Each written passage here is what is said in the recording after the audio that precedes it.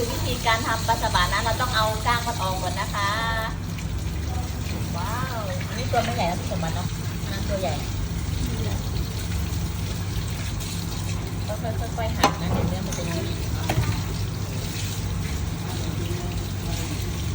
นึ่งเป็นไข่ตัวใหญ่มากแล้วพี่ดาเนาะนี่ตัวเนี้ย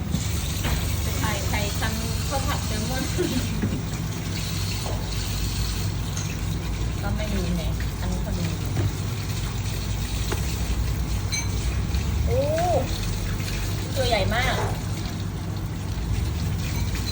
มันกว่าดาบไปไง